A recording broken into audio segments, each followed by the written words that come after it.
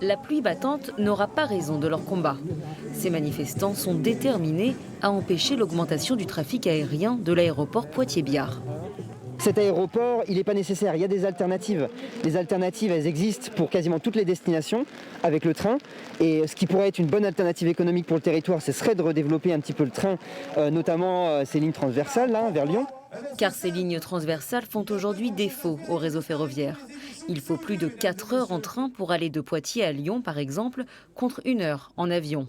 La voie des airs est souvent privilégiée, malgré l'impact écologique.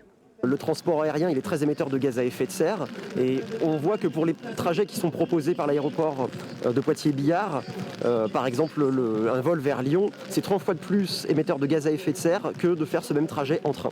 Léonore Monconduit, la maire de Poitiers, avait fait de la réduction du trafic aérien un argument de campagne au cours des municipales. Aujourd'hui, elle espère gagner la bataille de l'opinion publique avant la prochaine échéance électorale, les départementales. C'est 2,1 millions d'argent public par an. Est-ce qu'aujourd'hui on préfère que cet argent il soit affecté au trafic aérien que très peu de Poitevins empruntent ou au développement de mobilité douce du quotidien comme le bus, comme le vélo?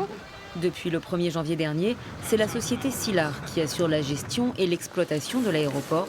Elle projette d'ouvrir au moins 6 nouvelles liaisons et d'augmenter la fréquentation annuelle de 55% d'ici 2031.